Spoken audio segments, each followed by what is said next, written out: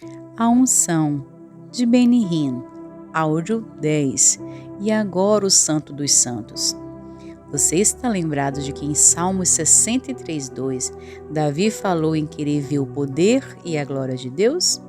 Isso ocorre no terceiro estágio do pagamento do preço, a busca e a morte para o próprio eu, que precisa ocorrer antes que recebamos a unção. Esta encontra-se no Santo dos Santos, um símbolo do Espírito. Esse é o lugar onde nada dizemos, nada fazemos. O crente chegando ali não ora, também não canta, mas recebe. Esse era o lugar para o qual Davi apontou quando disse em Salmos 42:7: um abismo chama outro abismo, ao ruído das suas catadupas, todas as tuas ondas e vagas têm passado sobre mim. No átrio exterior, minha boca falava com Deus. No santo lugar, minha alma estava falando. No Santo dos Santos, meu espírito é que fala. Um abismo chama outro abismo. E é aí que nasce a oração sem cessar, onde nos aquecemos sob a glória de Deus. Ali não estamos mais anelando, não estamos mais sedentos, estamos bebendo. Escreveu Davi em Salmos 46:10: aquietai-vos e sabei que eu sou Deus. No Santo dos Santos, o crente fica tão cheio que não consegue falar. As palavras tornam-se inadequadas. O crente fica totalmente na presença de Deus. O crente não está mais interessado naquilo que Deus pode fazer por ele, mas está interessado em conhecê-lo. Aqueles que experimentam isso são aqueles a quem Deus pode confiar sua unção, conforme o leitor verá mais adiante. Deus não confia sua unção àqueles que não o amam, os quais não lhe dão o primeiro lugar em tudo. Deixe-me assegurar-lhe que quando você chegar e entrar no Santo dos Santos, em uma só base diária, com essa boa base, isso tornar-se-á mais natural e imediato.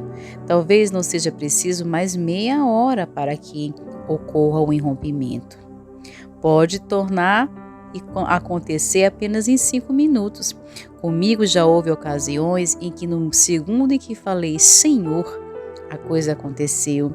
Ademais, quanto maior for o tempo em que permanecemos na presença de Deus, mais essa presença roçará conosco. Tudo vai se tornando mais denso, diria você.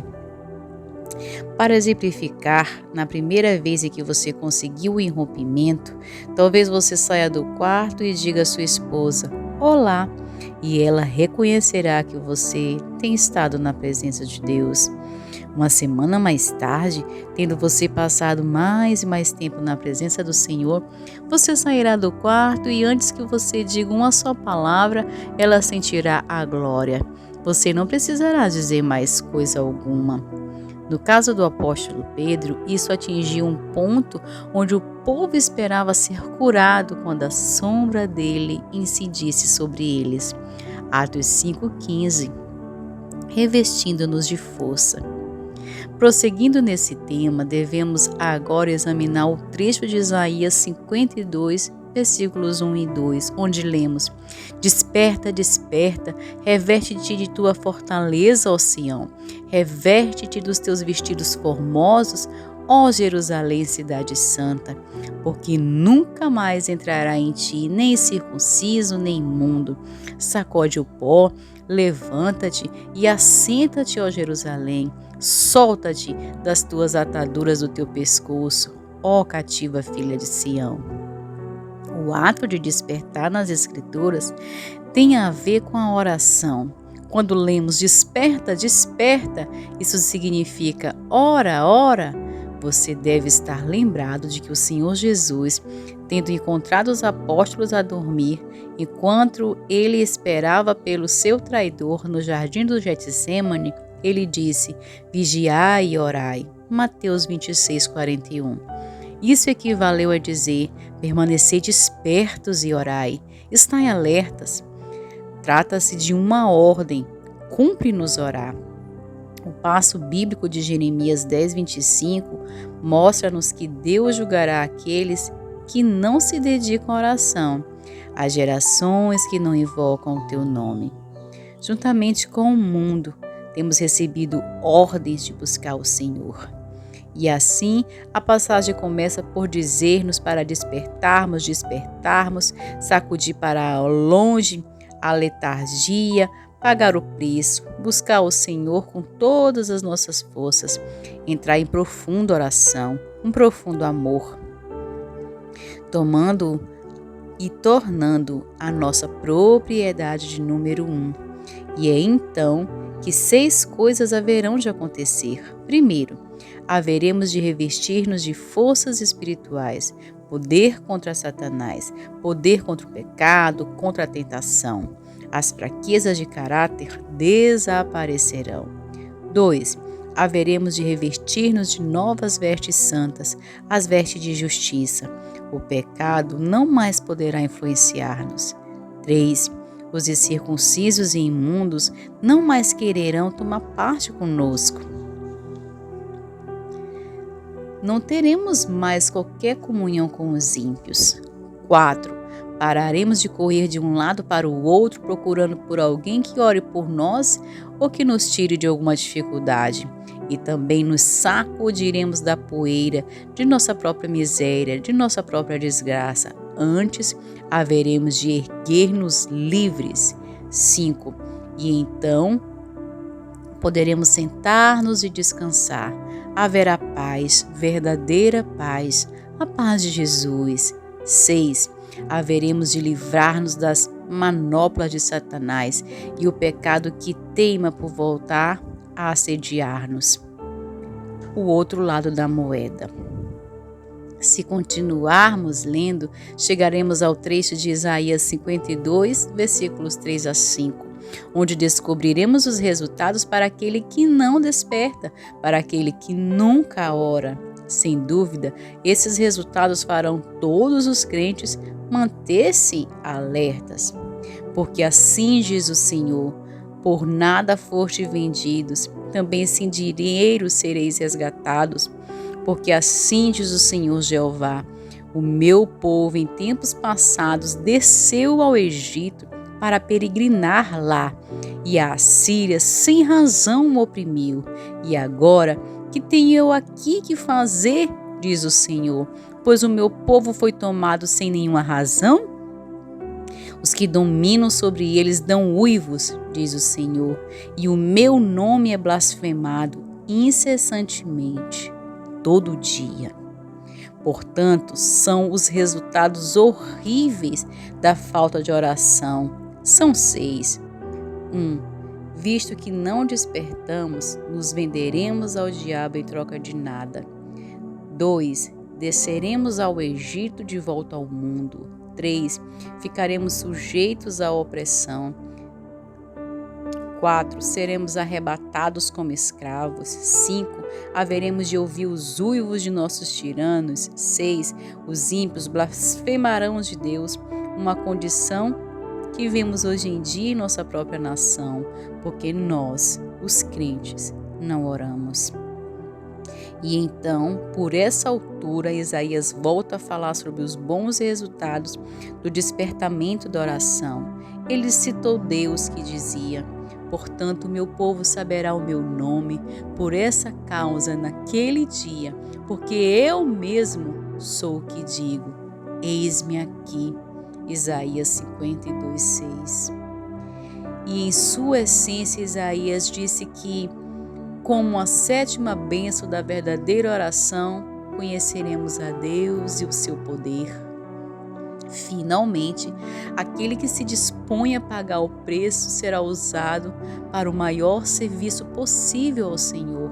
Ou então, conforme disse Isaías em 52:7, como suaves são sobre os montes os pés do que anuncia as boas novas, que faz ouvir a paz, que anuncia o bem, que faz ouvir a salvação, que diz a Sião: o teu Deus reina. Um tempo de decisão. Depois que entendi, mediante o ensino do Espírito Santo, o que significa pagar o preço, conforme dizia a senhorita Kuma, ou seja, desperta, desperta, em outras palavras, ora, ora. Então, tomei a decisão de que eu pagaria o preço. Compreendi, afinal, sobre o que ela estava falando quando declarou: se você encontrar o poder, você encontrará o tesouro do céu. A decisão de pagar o preço e de orar é algo que cada crente deve resolver por si mesmo. Ninguém pode resolver isso em lugar dele. Paulo escreveu de maneira pungente em 1 Coríntios 9:27. Antes, subjugo o meu corpo e o reduzo à escravidão, para que, pregando aos outros, eu mesma não venha de alguma maneira a ficar reprovado. Deus nos dá toda a oportunidade de orarmos e nos convida a orar, mas jamais nos forçará a fazê-lo. A decisão é nossa. No segundo em que dissermos não à oração, estou cansado, ou então não sinto vontade, seremos adoradores de ídolos, se assim fizermos. E então teremos nos submetidos à nossa natureza inferior e a nossa carne terá tomado o lugar de Deus. É mister que você realmente compreenda isso.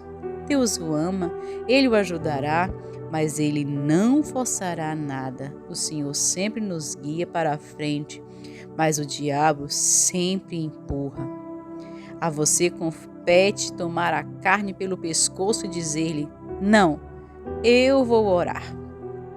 O terrível perigo que corremos por nos submetermos à carne é revelado nos primeiros capítulos do livro de Gênesis, onde diz: Deus criou o homem e a mulher como um ser dotado do espírito, alma e corpo. Mas o diabo, por meio da tentação que submeteu Adão e Eva, fez o homem virar ao contrário, corpo, alma e espírito. A carne acabou prevalecendo. E então encontramos essas trágicas palavras em Gênesis 6:3. Não contenderá o meu espírito para sempre com o homem, porque ele também é carne. Sim, o diabo havia feito o homem virar ao contrário.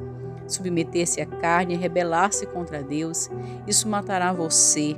E é exatamente isso que você faz quando se recusa a orar. Deus não usa um homem que tenha sido virado ao contrário, e por certo não haverá jamais de ungí-lo. Comece a buscar a Deus, disponha-se a pagar o preço, torne-se um homem certo e não virado ao contrário, e Ele haverá de ungir você, desde a cabeça aos pés. O número do telefone de Deus é Jeremias 33:3, onde diz: clama a mim, responder-te-ei e anunciar-te-ei coisas grandes e firmes que não sabes.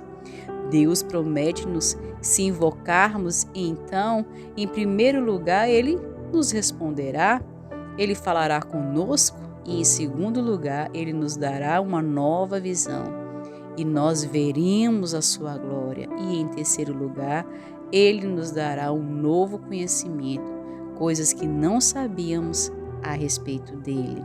Amém? Se você chegou até aqui, compartilhe esse áudio com todas as pessoas que você quer que entenda o poder da oração para encontrar-se com o Espírito Santo de Deus e com o seu poder. Amém? E não perca o próximo áudio.